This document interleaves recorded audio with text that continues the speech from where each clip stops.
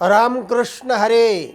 सज्जन हो, जातीवरून हिनवू नका या अर्थाचा संत नामदेव महाराजांचा अभंग आहे.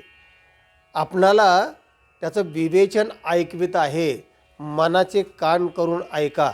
नामदेव महाराजांचंच प्रमाण असं आहे की विष्णुदास नामा विठ्ठली रंगला, तो शिंपी वहिला म्हणू नये, असं त्यांचंच म्हणणं आहे. म्हणजे त्या काळामध्ये जातीभेद, स्पृश्यास्पृश्यता इतकी होती की नामदेवा महाराजांना सुद्धा शिंपड्या, शिपुर्ड्या, शिंपड्या वगैरे असं जातीवरून हिनवायचे. जे जे काही खालच्या जातीचे होते त्या सगळ्यांना वरचे जे वरचा जो वर्ग होता तो त्यांना हिनवायचा. आत्ता त्याला नावं वेगळे आले. OBC म्हटलं की त्याच्यामध्ये सगळे जाती खालच्या येतात त्या. आणि मग हे जे क्षत्रिय, ब्राह्मण ह्या ज्या उच्चवर्णीय जाती आहेत ना, त्या खालच्या जातीला हिनवीत असायचे, टोमणे देत असायचे, कमी लेखायचे, त्यांचा अपमान करायचे, त्यांचं शोषण करायचे. या सगळ्या गोष्टी सर्रास त्यावेळी चालायच्या आणि त्या व्यवहारात पान चालायच्या, धार्मिक क्षेत्रात चालायचा. त्यांना गावबंदी, गावाच्या बाहेर त्यांचे घरं, त्यांना मंदिरबंदी, त्यांना पानवठ्यावर बंदी वगैरे अशा गोष्टी खूप खूप तीव्र होत्या. असा तो काळ. तेव्हा नामदेव महाराजावरही त्याचा परिणाम व्हायचा आणि म्हणून त्यांनी आपलं मत व्यक्त केलेलं आहे. ते म्हणतात की बाबा असं करू नका, हे काय बरोबर नाही, हे दैवनिर्मित नाही, देवाने निर्माण केलेलं नाही, हे तुम्ही मानसिकतेत निर्माण झालेलं आहे. अभंग ऐका. कुशळ भूमीवरी उगवली तुळसे. नामदेव महाराज म्हणतात कुशळ भूमीवरी उगवली तुळसी. वाईट घाणेरडी जागा आहे, परिसर आहे आणि तिथे जर तुळस उगवली तर अपवित्रतेसी मानू नये. काक विष्टे माझी जन्मे तो पिंपळ, तया अमंगळ म्हणू नये. काक विष्टे माझी जन्मे तो पिंपळ. तुळशीला अपवित्र कसं काय म्हणायचं? नाही म्हणाले, त्या घाणेरड्या जागेवरती उगवलेली आहे. असू दे, जागा घाणेरडी असेल, तुळस ही पवित्र आहे, तिला अपवित्र समजू नका. दुसऱ्या चरणात महाराज म्हणतात, दुसरं एक उदाहरण दिलं. काक विष्टे माझे जन्मे तो पिंपळ. काकविष्टा म्हणजे कावळ्याची विष्टा. कावळे काय करतात? पिंपळाचे जे फळं आहेत ते खातात आणि दुसरीकडे कुठेही इमारतीवर वगैरे जाऊन मलविसर्जन करतात, म्हणजे विष्ठा टाकतात आणि त्यातून तो पिंपळ तयार होतो. काकविष्टेतून जर पिंपळ उगवला, अश्वत्थ पिंपळ म्हणजे फार महत्त्वाचं झाड आहे ते, जर काकविष्टेतून ते जर निर्माण झालं तर या अमंगळ म्हणू नये. त्याला अमंगळ असं म्हणू नका, कारण तो पिंपळ आहे. दासेचे या पुत्रा राज्य पद आले. एखादा दासी पुत्र असेल आणि त्याला जर राज्यपद आलं, महत्त्वाचं जर पद त्याच्याकडे आलं, तर त्याला मागच्या पूर्वीच्या ज्या हे आहेत ना खालच्या पदाच्या गोष्टीच्या, तर त्या उपमा देऊ नका म्हणतात. उपमा मागील देऊ नये. दासीची या पुत्रा राज्य पद आले. त्याच्या कर्तबगारीने त्याने पद मिळवलेलं आहे. तेव्हा त्याला हे आम्हाला माहीत आहे, तो बंगला फिरत होता, तुला कोण विचारत होतं? तू दासीपुत्र होतास, शेव नको द्या, असं ते मागची जी गोष्ट आहे, तर त्याला त्या उपमा देऊ नका. आता उपमेय चांगलं झालेलं आहे.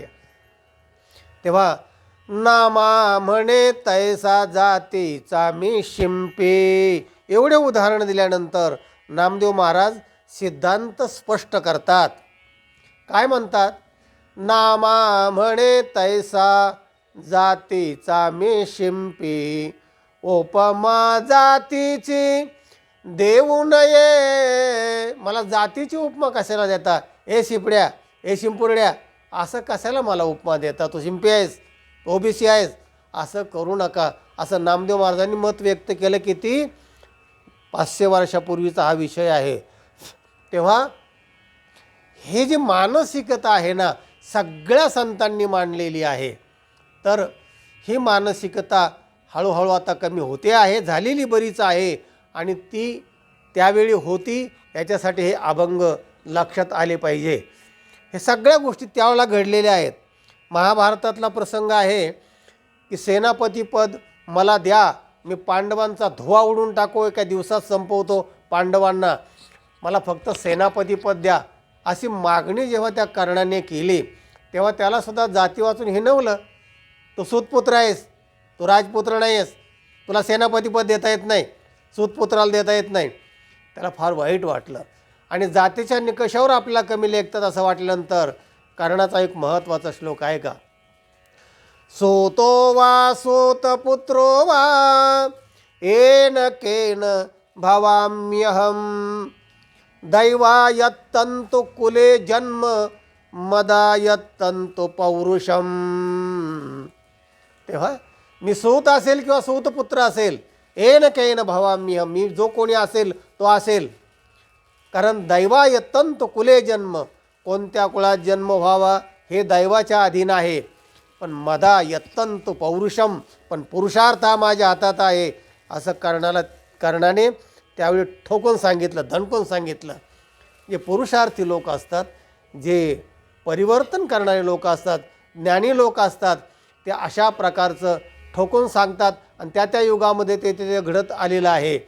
तेव्हा हे सगळं घडत असताना भेदाभेद भ्रम अमंगळ असं संत तुकोबांनी सुद्धा सांगितलेलं आहे. मग तो भेदाभेद भ्रम जो आहे ना, भेद हा राहणारच आहे, हे 5 बोटाचा भेद राहणार आहे, स्त्री पुरुष वगैरे हे राहणारच आहेत. उंच नीच म्हणजे माणूस बुटका उंच, हे दैवायत्त आहेत, म्हणजे निसर्गतः आहेत, हे देवानेच निर्माण केलेले आहेत. ते भेद राहणार, ते जाणार नाहीत. जातीभेदसुद्धा राहणार, तो गट आहे एक.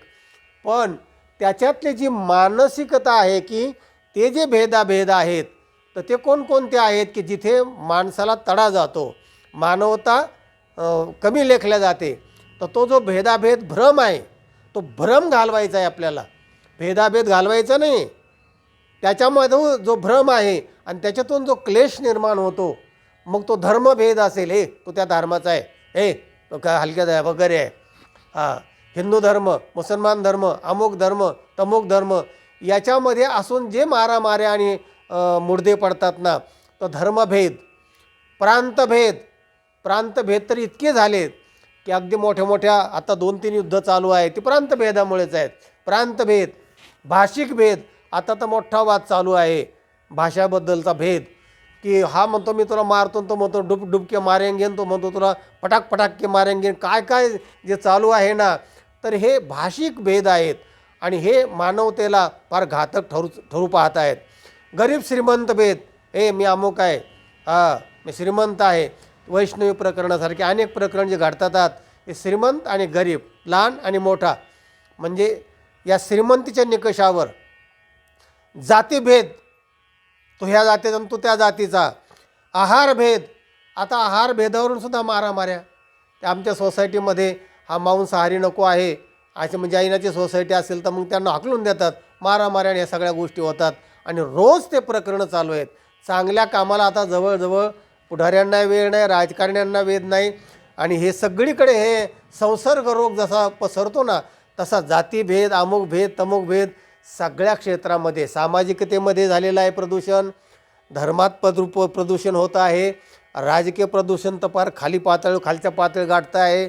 हे जे भेदाभेद चालू आहेत ना, ही जी निर्मिती आहे ना, तर ही वास्तववादी ती राहणार आहे, पण अवास्तववादी जी मनुष्य निर्मिती आहे ना, तर ती निर्मिती मात्र बदलावी लागेल. म्हणजे भावनात्मक जी निर्मिती आहे, मानव निर्मित, त्याच्यामध्ये बदल होणं आणि ते जरा विश्वात्मक करणं, वसुधैव कुटुंबकम अशा प्रकारचे करणं फार गरजेचं आहे. तेव्हा मानसिकता बदला. कबीर त्या गलकटीच्या पास राहत होते, म्हणजे कत्तलखान्याच्या जवळ त्यांची झोपडी होती, आणि ते नेहमी उदास राहायचे, अरे हे मोठे मोठे बकरे कापतात, काय काय जनावरं कापतात आणि ते सगळं गलकटिया म्हणजे कत्तलखान्यातले जे लोक आहेत ना, कसाई लोक, तर ते कबीर मोठे उदास असायचे. तेव्हा एक जण त्याचा मित्र म्हणतो कबीरांना, कबीर की झोपड़ी गलकटियों के पास, करे सो भरे तुम क्यों बहे उदास, राम राम हरे हरे राम राम राम राम रघुनंदना राम राम. तो मित्र कबीराला म्हणतो, कबीरजी तुम्ही का उदास आहेत? तो म्हणतो, अरे बघ ना, किती पाप चाललंय, किती काय करतायत आणि फार वाईट आहे हो, हे हे कसं होईल पुढे? हे रोज मला ते पाहावं लागतंय, हे कापाकापीन हे सगळं. तेव्हा तो मित्र म्हणतो, अरे बाबा, करे सो भरे तुम क्यों बहे उदास, जो करील तो भरील ना, तुम्ही कशाला त्रास घेता? असा हा मुद्दा आहे. तेव्हा बचके राहणं आपल्या हातात काय आहे? हे जर वाढतच चाललं आहे तर एकाचं काम नाही, थोडीशी मानसिकता बदला. थोडी मानसिकता बदलून जर थोडं थोडं सकारात्मक होत आपण गेलो ना, तर बराचसा फरक पडेल आणि तो आपल्याला पाडायचा आहे. मानवतावाद जो आहे तिकडे आपल्याला हळूहळू वाटचाल करायची आहे. वसुधैव कुटुंबाकडे जायचं आहे. भेदाभेद भ्रम जो आहे तो भ्रम कमी करायचा आहे. खळांची व्यंकटी जे वाकडेपणा तो थोडा सरळ करायचा आहे, असा या व्हिडिओचा तात्पर्य अर्थ आहे. हा व्हिडिओ इतरांना पाठवा, लाईक करा. ज्यांनी चॅनलला सबस्क्राईब केलं नाही त्यांनी जरूर सबस्क्राईब करा. ऐकत राहा, ज्ञान वाटीत राहा, आनंदी राहा. रामकृष्ण हरे.